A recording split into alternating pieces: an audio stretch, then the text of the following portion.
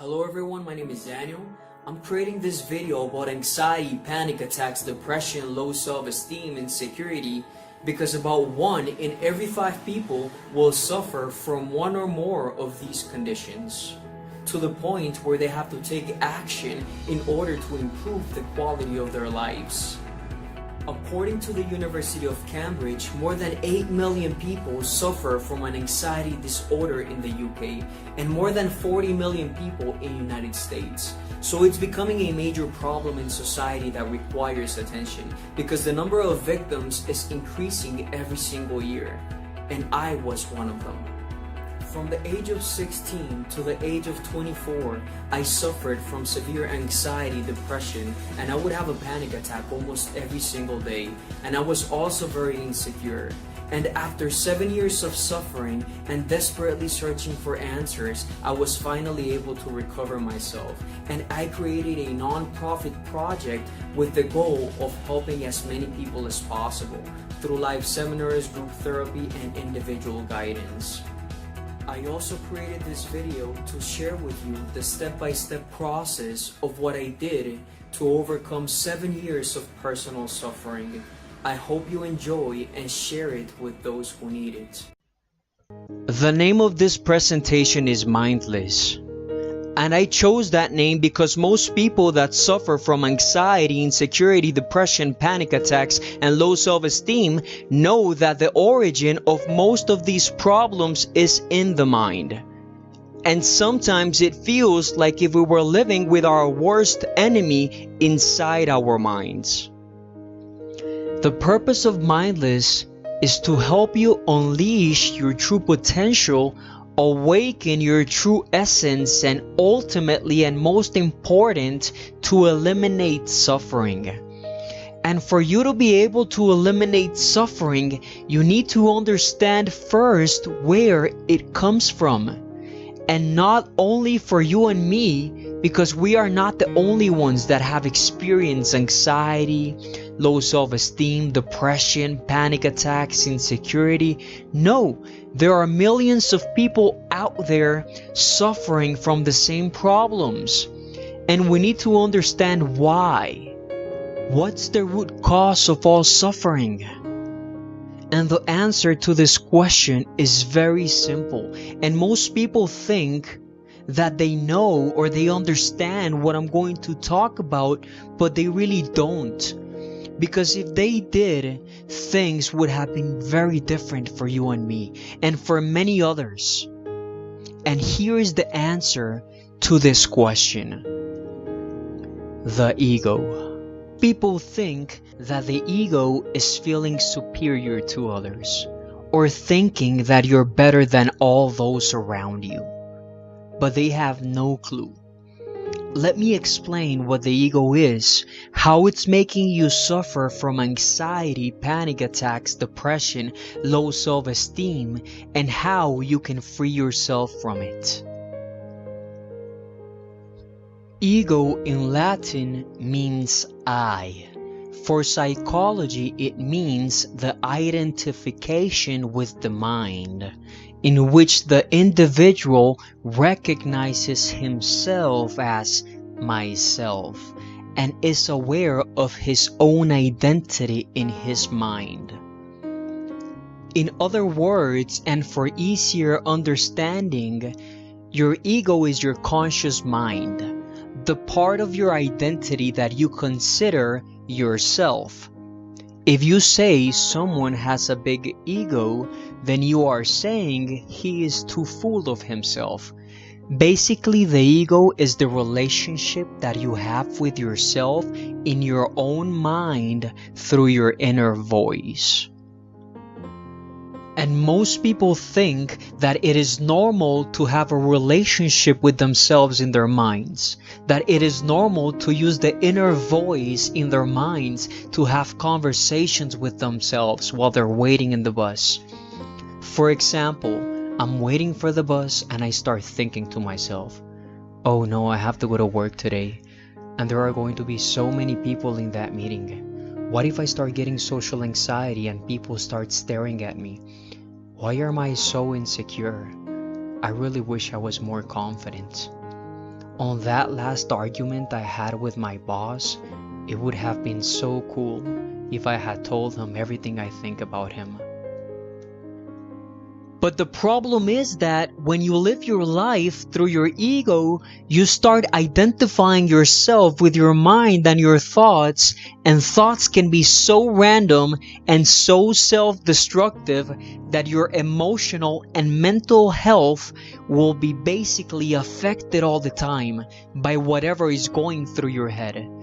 And you know this is right because if your thoughts were wonderful all the time and super positive and you could control them, then you wouldn't be suffering from anxiety in the first place, depression, panic attacks, insecurity, low self-esteem, and many other things. And this is why the ego is so destructive and is the root cause of suffering for so many people. And they don't know that because they think that they are their ego. The good news is that I'm going to teach you how to free yourself from it. And I want to show you also what's the real purpose of the mind and thoughts. So let's continue to the definition of the mind. Throughout history, the mind has been conceived in different categories as a substance distinct from the body, a part, a process, or a property whose function is to give origin to thoughts. So after reading this definition, we can see that the mind is only a part, a process, or a property whose function is to give origin to thoughts. It doesn't say that we are the mind. And it's not for us to create our identity from it. No, it's only a tool to give birth to thoughts. Now let's see what's the purpose of thoughts and the definition of thoughts. Thoughts. The term defines all the products that the mind can generate, including the rational activities of the intellect or the abstractions of the imagination, irrational, creative, artistic, etc. The thought could be defined as images, daydreams, or that inner voice that accompanies us during the day and at night in the form of dreams. So after reading this, we can see that thoughts can be irrational, creative, artistic, or the abstractions of the imagination. And we do not want to compromise our mental and emotional stability based on the abstractions of the imagination. That is why we are not meant to identify ourselves with our thoughts. We are not meant to create our identity based on what's going on through our minds, because thoughts can be irrational, random, abstractions of the imagination. So let's continue reading the third definition. The thought process is a means of planning the action and of overcoming the obstacles between what is and what is projected. After reading the third definition, we can see that the thought process is a means of planning the action and overcoming obstacles. But when you are not using your thoughts to plan an action or to overcome an obstacle in the present moment, but instead you are sitting home and thinking to yourself, "Why am I so insecure? I wish my life had been different. Nobody likes me. I wish I could be more confident and normal. Why do I suffer from anxiety? Why do I feel so depressed?" If you're doing this, then you are using your mind for something different than its original purpose. Okay, so now that you understand the ego, the purpose of the mind and thoughts, let's see how and why we create an ego in the first place, and how we start developing a relationship with ourselves in our minds, and how we get to the point of suffering. Let's read the purpose of the ego. The ego is generated as a mechanism that keeps safe the integrity of the individual. Let me explain this with an example.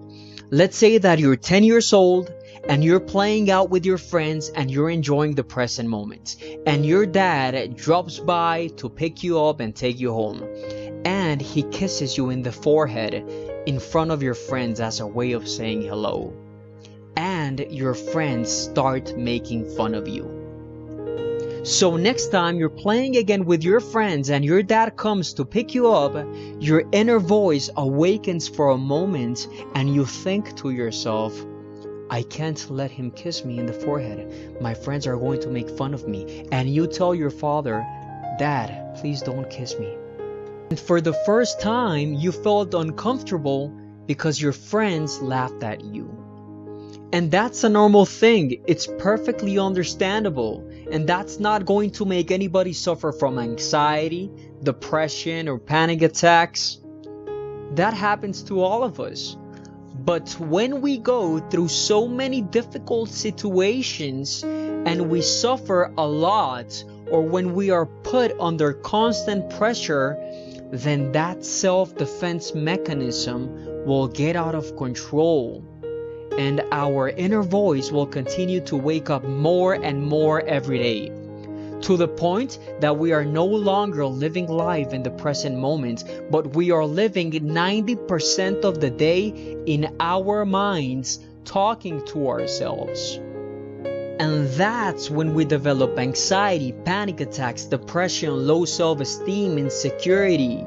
Because that inner relationship we create with ourselves in our own minds, and all that inner talking is basically a product of many difficult situations that we went through in life. It's full of insecurity. That inner talk is full of self-doubt. It's in the constant search of fulfillment.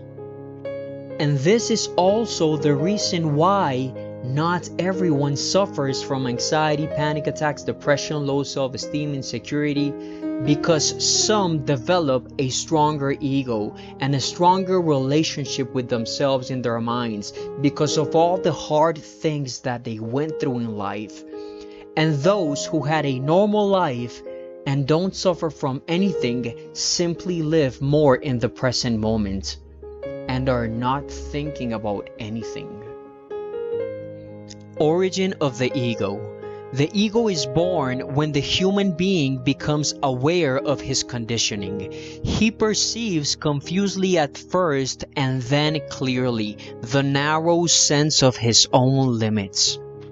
So according to this definition, we understand that if we live life through the ego, we will be full of mental barriers and all the limits that were set in your life by others with negative comments like, you're not good at this, you're such a failure, you do not deserve this. So the ego also means conditioning. And what are the consequences of the ego in our lives? Cruelty, stress, depression, envy, insecurity, obsession, compulsion, anxiety, aggressiveness, madness, dementia, violence.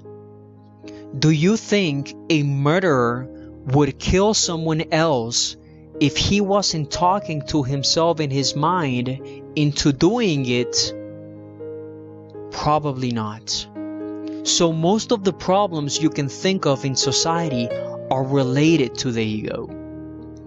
Now the only question left is, how can we stop this and free ourselves? And that's what we're going to learn next. Letting go of the ego. So it is not about working on the ego, changing it, or improving it. It's about letting it go. It's not about making it more confident. It's about vanishing it. Many people that suffer from anxiety, low self-esteem, depression, or insecurity are told to think positive and to try to change their negative thought patterns. But the truth is that those things only work temporarily. I tried affirmations for many years, and the only thing that I accomplished was to become even more addicted to thinking and to being in my mind all the time. And as soon as I stopped repeating the affirmations, negative thoughts would come back and I would start feeling anxiety again. And the reason why none of those things work long term is because we are not meant to live our lives inside our minds. Or do you remember yourself as a child repeating affirmations to yourself all the time, trying to feel more confident? No, because when we were children and before we suffered from anxiety or anything else, we were 90% of the time in the present moment and not thinking about anything. So the only way for you to recover your mental and emotional stability is for you to start letting go of your ego. And by taking your mind back to the present moment, little by little, to recover its normal state of peace. The only way to break the pattern of any wrong behavior is first of all recognizing it. Rosa Wynn. So now that you understand what your ego is and all the suffering that is causing you, you no longer want it to continue dominating your life. Now let's look at the step-by-step process to start letting go of the ego. First, distance yourself from the ego. That means that every time you catch yourself talking to yourself in your own mind, you need to stop and understand that you are not your inner voice or your thoughts. Second, come back to the present moment.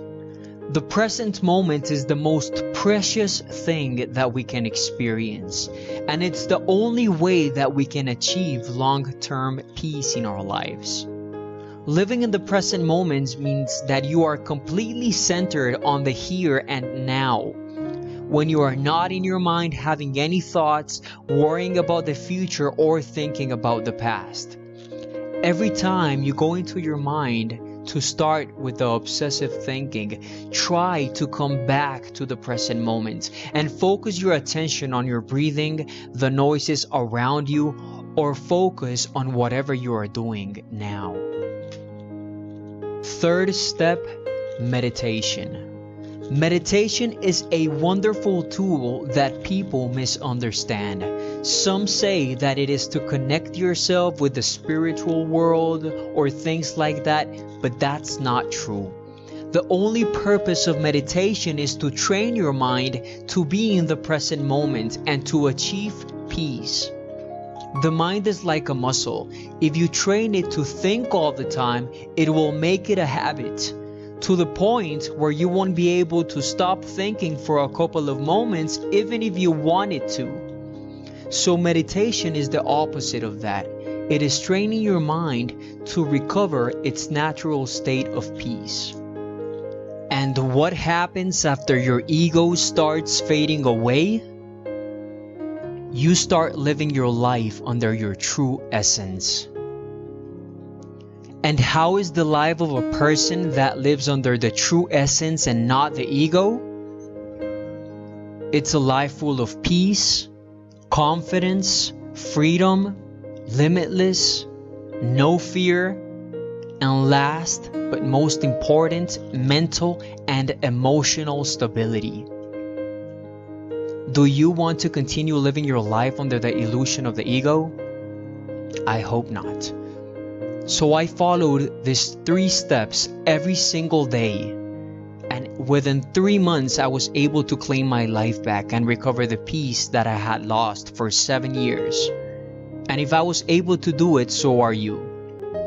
If you need help because you're struggling and having a hard time managing whatever you're going through right now, and you would like some help applying the principles in this video, send me an email and I'll be more than happy to help you without any interest of any kind.